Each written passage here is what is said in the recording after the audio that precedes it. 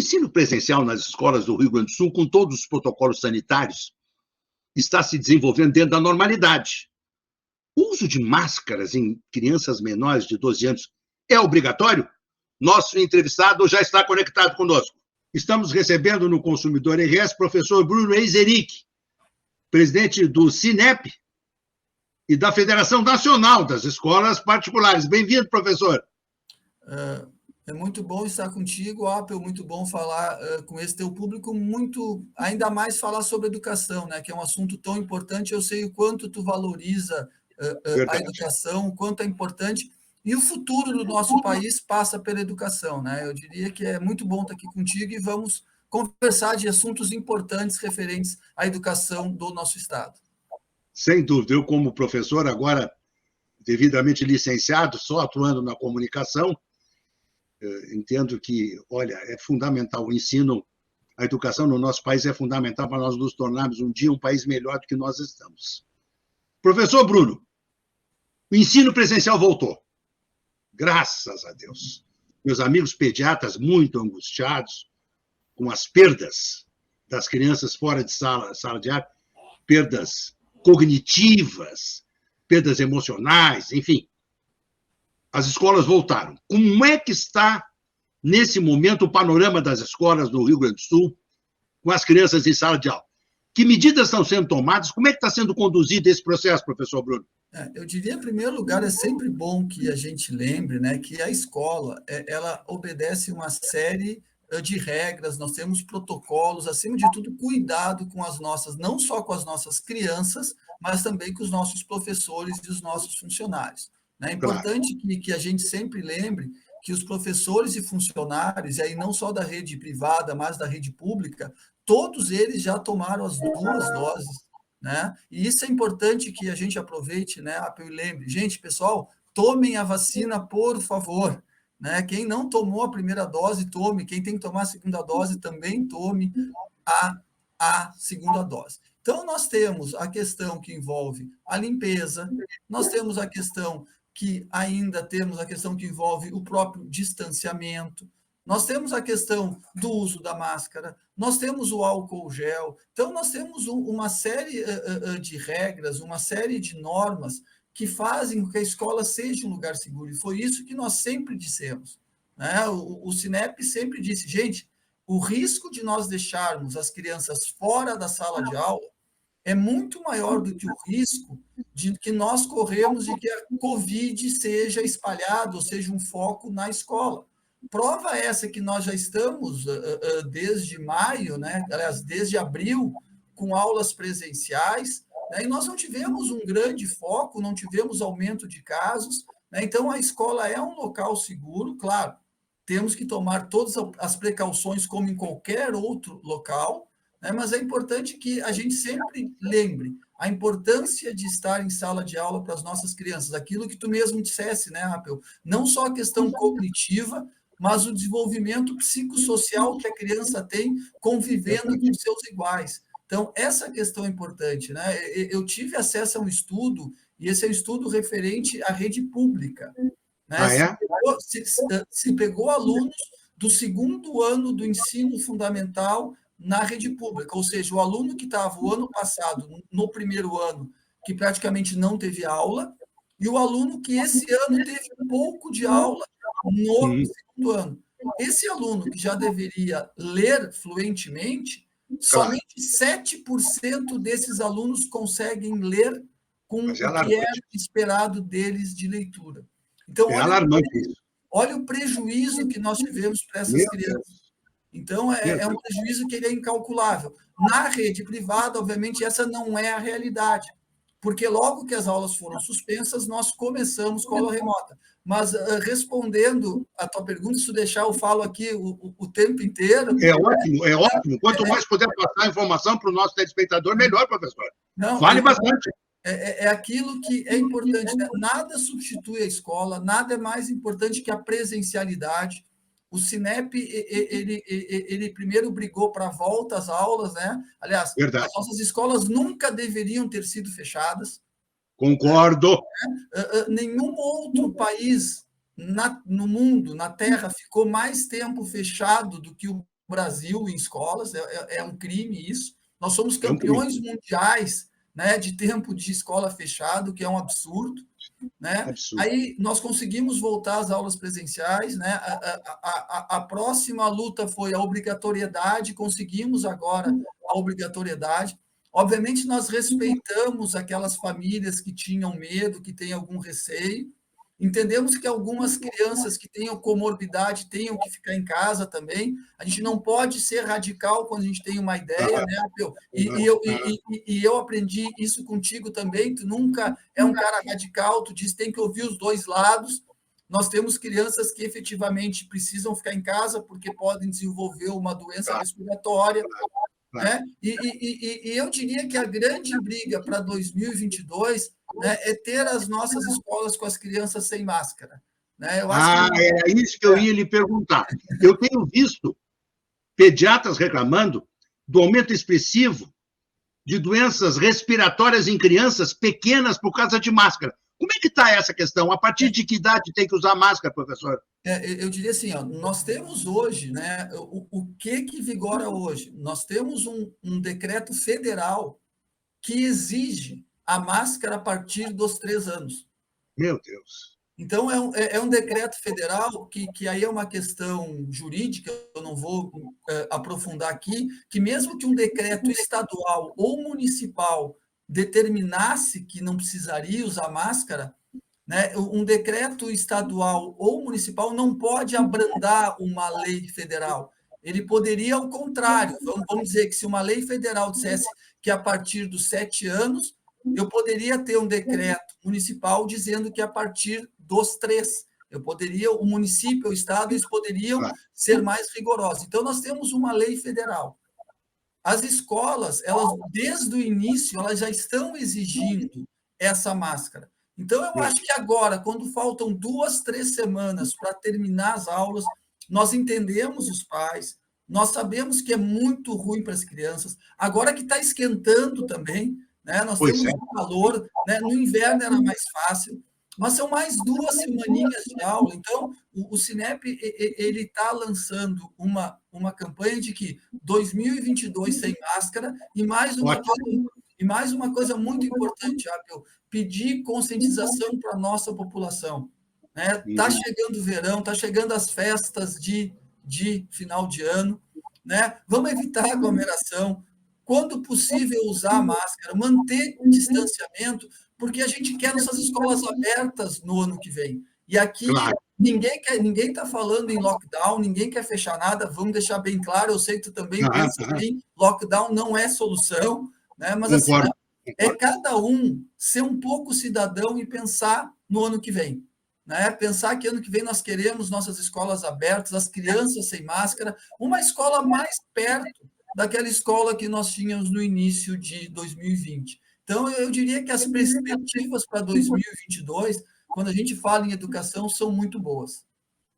Excelente. Professor Bruno Ezeric, um amigo meu está com reserva no hotel de férias do SESC em Torres, mas está esperando a escola definir exatamente o período de férias escolares. Ainda existe alguma dúvida por parte de algumas escolas? Ou o período de férias agora de final do ano já está definido, professor? Não, isso as escolas já têm o calendário definido lá em março, né? Eu diria que as escolas definiram o seu calendário de 2021 lá em 2020 ainda. Então, possivelmente, a grande maioria das nossas escolas, porque o calendário o Cinep pode orientar, mas cada escola tem o seu calendário próprio. Eu posso dizer para esse seu amigo que possivelmente a partir da segunda quinzena de dezembro ele pode fazer a reserva dele, né? E possivelmente lá na segunda quinzena de fevereiro ele vai ter que voltar, porque nós vamos ter o recomeço das aulas, lembrando, né, que no ano que vem o carnaval vai ser na última semana de fevereiro, então nós vamos recomeçar as aulas, dar uma parada para o carnaval. Começamos antes, damos uma parada para o carnaval e depois retomamos o ano letivo. Vamos ter carnaval em plena pandemia ou já não vai ter pandemia até lá, professor Bruno Ah, Ezeli? eu acho que assim, eu acho que tudo que a gente fizer com prudência, organizadamente, tem que ter o carnaval, né? Mas vamos fazer com mais espaço, vamos procurar respeitar. Eu digo assim, ó, sempre pensando na vida em sociedade. Eu acho que quando a gente fala do próprio passaporte, né? Eu sinceramente respeito quem não queira tomar vacina. Eu não entendo, mas eu respeito. Mas eu não Claro, quero que essa pessoa frequente um ambiente que eu vou estar sem a minha máscara, né? entendi. Então, eu diria que Claro. a gente fazendo as coisas com equilíbrio, né? Fazendo as coisas pensando na sociedade, nós vamos estar agindo para o bem-estar de todos e vamos estar criando um ambiente bom para os nossos filhos e para todos nós. O presidente Bruno Ezeric, do Sinep, época de rematrícula. Algumas escolas já se anteciparam. Como é que vai ser o lidar com os paizinhos inadimplentes, professor? Eu Agora diria há pouco entrevistei o Oscar economista-chefe da CDL Porto Alegre, fizeram semana passada, a CDL fez o Super Feirão Zero Dívida. E aí muitas pessoas se colocaram em dia, o Oscar Frank, inclusive com dívida com escolas. Vai ter alguma restrição para a rematrícula de paizinhos inadimplentes, professor Bruno? Olha, eu acho que é importante que a gente lembre, né, que a escola ela sempre está aberta a sentar e conversar com os pais, né? A gente tem certeza, se alguma família atrasou um pagamento, certamente foi por um motivo muito grave. A gente sabe o quanto a família entende a importância que tem em educação e o Verdade. investimento que ela faz nos filhos para ter esse filho em uma escola privada. Então, eu diria que o diálogo sempre existe, né? Mas existe aquela possibilidade de que haja a negociação. Aí, se a família efetivamente não quiser negociar, a gente sabe que a lei permite que a escola não faça a rematrícula. Mas isso Isso. são casos isolados. Na grande maioria das vezes, as famílias conseguem, de parte das próprias direções, entender o que está acontecendo, fazer a negociação e poder realizar a matrícula. Agora, para que haja um acordo, né, Apio, precisam as duas partes. Se a família não estiver disposta a pagar, aí efetivamente não tem como fazer a rematrícula desse aluno. É verdade.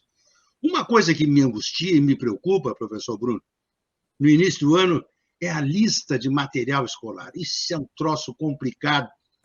Uma vez, eu não sei se eu não falei com o próprio presidente sobre isso. Por que as grandes escolas não faziam aí alguma feira de material escolar internamente, que podem adquirir em maior quantidade esses produtos da lista, enfim? Porque isso é um suplício para os pais, professor Bruno Ezeric. É tão pesado.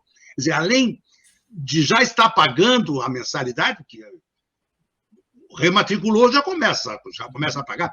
Tem o peso do material escolar e os livros muito caros, muito caros.